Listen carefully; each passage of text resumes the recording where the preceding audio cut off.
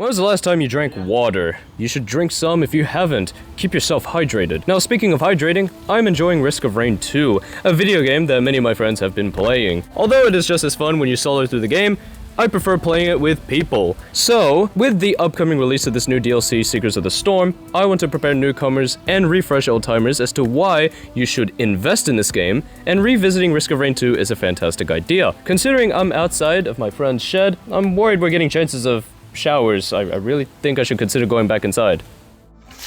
Oh my god, it's so fucking cold! Developed by Hoppu Games and acquired by Gearbox Software later down the track, a third-person shooter with roguelike elements, Risk of Rain 2 takes you into the role of a rescue team who are part of a vessel named the UES Safe Travels, commencing an expedition to bring any remaining survivors on the planet Petrichor 5. It continues the events of the first Risk of Rain, where a previous vessel called the UES Contact Light received an unknown signal that strayed them into this planet and crash-landed. In the first game, your job is to get out of Petrichor 5 by defeating Providence, responsible for killing off your crewmates. The second game has a similar premise. The captain who pilots the UES Safe Travels orders a rescue mission in response to what remains of the former vessel. There are the less fortunate members who died on Petrichor 5 as you explore the vast environments this planet displays. Your job is the same as the survivor in the first game. Get out of the planet by defeating a powerful character, and this time it is Mithrix, the brother of Providence, who is stuck on the moon for some reason. My brother! My brother! Alright, let's kick Sukuna's ass. My best friend! The first time I went into Risk of Rain 2 without knowing anything about the story, I never understood what the hell any of it means. Phantom, the guy who is clutching in front of you, is a lore nerd, and knowing the insides of the game, it was fascinating to hear him talk about it at some point and fully invest in his knowledge of Petrichor 5, the items and what it does, the log entries, the monsters. Like, bro, I will not remember the items and what they do that would be important to me in the long run! And so, even if you were not interested in the story, it is a phenomenal experience when you witness the lore that at first wasn't in your face, but it is everywhere. The monsters, the survivors, and furthermore, the structures, the teleporters specifically. Why is this one different while the rest are the same? There's a good chance some of you viewers are aware of why these two have different designs. I will not explain it, but if you know, you know. It's safe to say that the story goes hard, insanely hard if you're that much of a lore nerd like Phantom.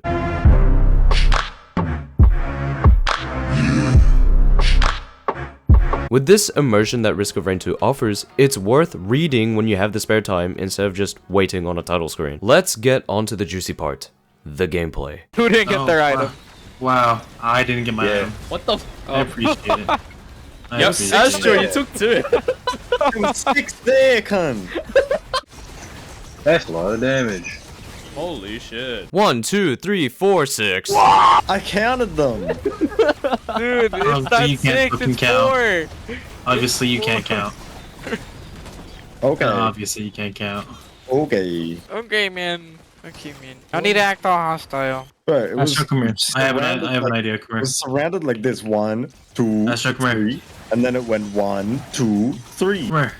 What do you want? Scrap one of the items so I can have that Why? said scrap. So I can have the scrap. It's a fair trade. Once the Yeah, portal probably, opens. if it takes one of my other ones, you fucking owe me shit. When? Huh? I'm hitting the portal. Gasoline You or guys fuel shut the cell? fuck up. I don't want that. I mean, put it in the printer? But no, come here. Ooh, mushrooms. Wow, Mushrooms. I hate you with a passion.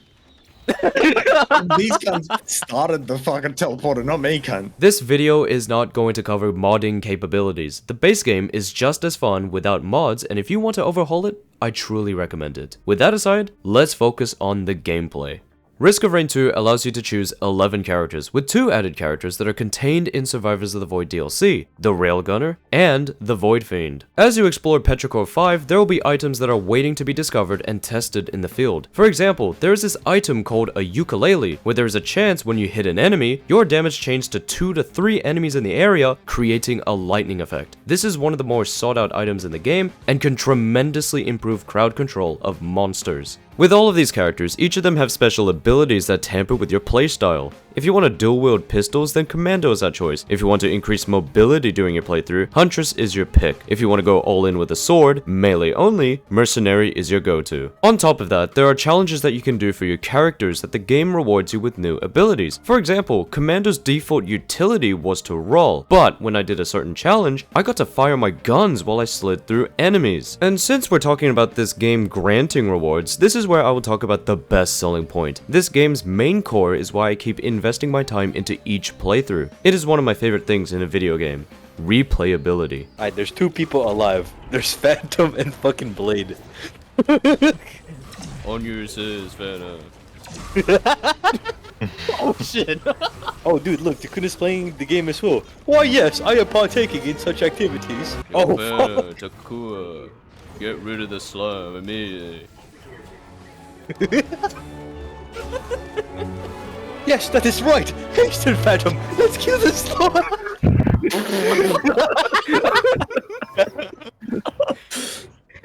What the fuck was that? Firstly, the characters. You can select whatever you want, tamper with their abilities, assuming you have unlocked some, if not all, and if you don't like what you're running, you begin to trial and error through each character and see which abilities, which particular survivor, can reshape to your comfortability. For me, I use Railgunner in a lot of my runs because I love sniping enemies at a long and safe distance, and especially attacking bosses with tremendous amounts of damage using her supercharged railgun. This allows my character to fire a singular projectile, and its damage multiplies your normal damage by 4,000%. Just for demonstration, if I do 300 damage per second, and I decide to charge up my railgun for a boss, that base damage of 300 per second is multiplied by 4,000%. So viewers that are math nerds, take a look at this question, and I will explain the solution. What is 4,000% of 300? To solve this equation, multiply 300 by 40. Where did the number 40 come from, you ask? 40 is the number that comes out when the number 4,000 is presented as a decimal. When viewing this particular equation in a maths test, remember to present this particular number with decimals. Let's list a couple examples to understand the formula. 110% of 300, 300 times 1.10. 2000% of 300, 300 times 20.00. So with that quick info gathered, 300 times 40 equals 12,000. To place this simply, my students, 4,000% of 300 equals 12,000. To boil this down to you viewers who are not mathematicians, big fucking number. But wait a second. We just missed something vital in this wall of numbers.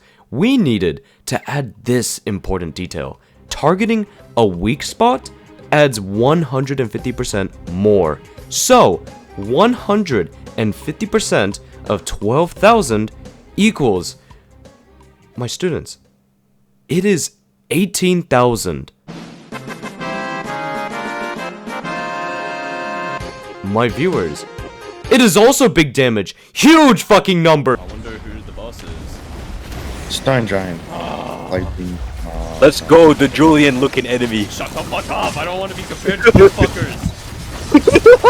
Moving on to the second point, items. As you travel through this dangerous planet, each area contains items that will assist you in your journey to defeat Mithrix. They are categorized through colors. White is common, green is uncommon, red is legendary, yellow is a boss item, blue is a lunar collectible, purple is a void, where it will replace an item that matches the abilities of the void item, and orange are equipments that have a cooldown. Items in this game are ridiculously fun. Obtaining so many of these collectibles grants you the powers to annihilate the many foes that stand in your way, as each of them have distinctive qualities that enhance your gameplay. I mean, technically, you're replicating a god's strength with generic items like a mushroom, a slug, a ukulele, a mocha, a syringe. Brush those aside, the game organizes these relics by scattering them in different locations, such as chests, void cradles, defeating bosses, and gambling through the Shrine of Chance. Time to gamble. I have the base cat. What? Guys, Well. what the hell, dude? Oh my god, this thing is not worth it.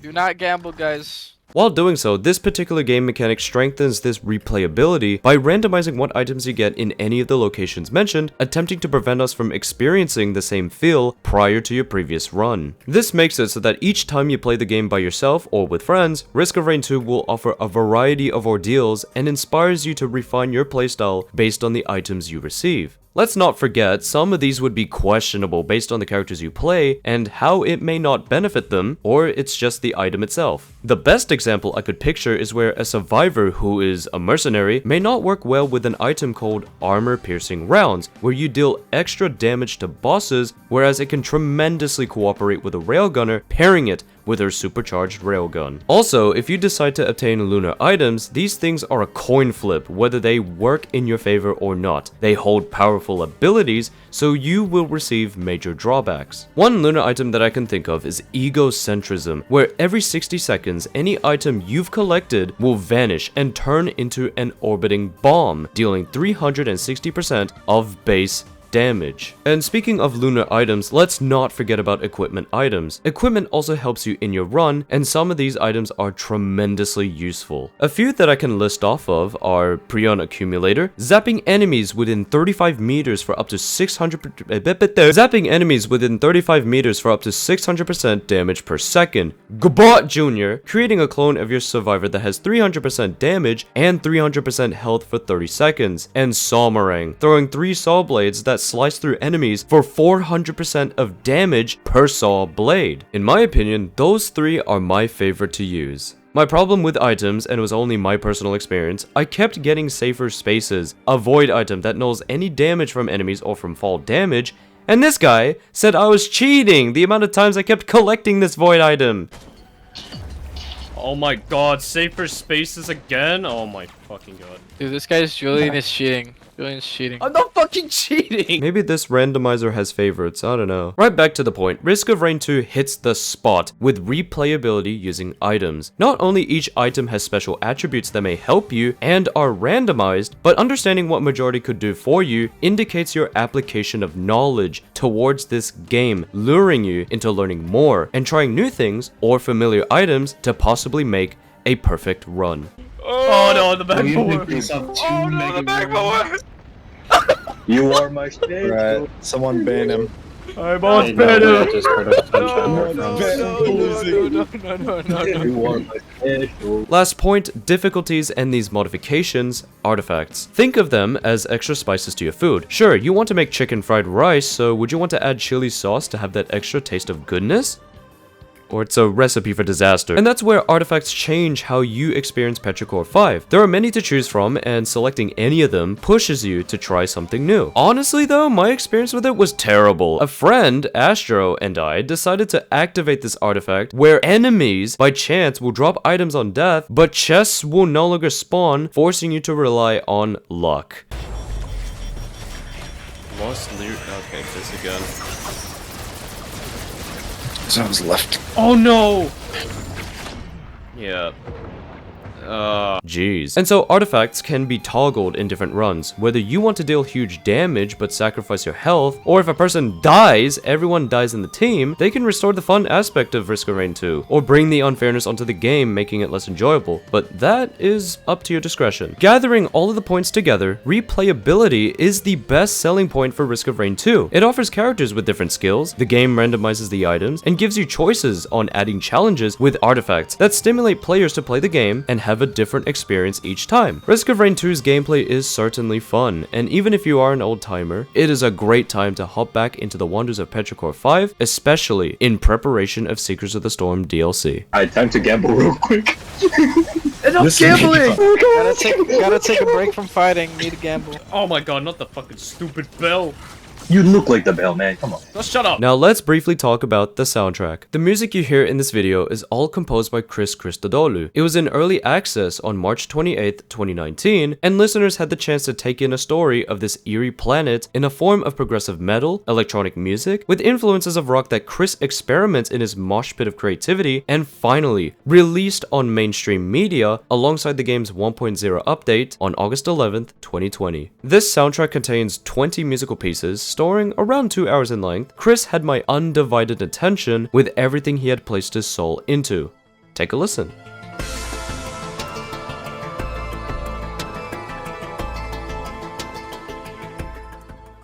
Another piece I like is Nocturnal Emission. This plays out in an area called Wetland Aspect. The best part of this track is how the synth solo performs like it's quivering, and this flute-like sound that acts as the ambient coordinates with all the instruments orchestrating, producing an interpretation, a visual image of mysterious concepts that lies in the journey ahead.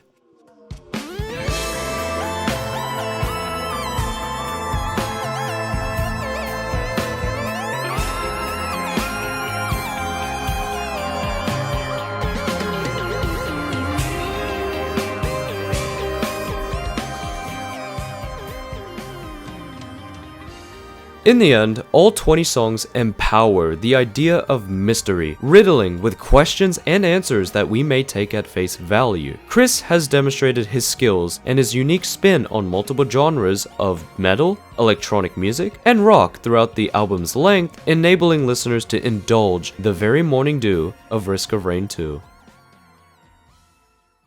I got something Can I get to a say for the picture of audience. Julian butt booty And naked? it's- What the fuck? The upcoming DLC, Seekers of the Storm, is one of the main benefactors of dragging yourself back into this vast world that Risk of Rain 2 encapsulates. With roguelike elements, characters that can suit your playstyle, being a nerd about the highest damage you can deal to an enemy, ooh, and items that can help or become useless in your runs, Risk of Rain 2, in my opinion, is a fantastic game to start off with any grueling aspects that a video game throws at you. Even if you are familiar with the series, or you have prior experience with its gameplay, it is no more than a grand time to revisit Petrichor 5 once more. And speaking of revisiting Petrichor 5, the soundtrack that Chris Christodoulou composed for this wonderful game had nailed the concept of mystery and exploration of a planet beyond our comprehension. Through his glorious experimentation of musical genres that intertwines with his composition that scatters in different pieces that lasts in a total of near 2 hours, those 2 hours of peak video game OST, Risk of Rain 2 deserves the limelight, including Gearbox Software for continuing the legacy that Hoppo Games had carried throughout the years.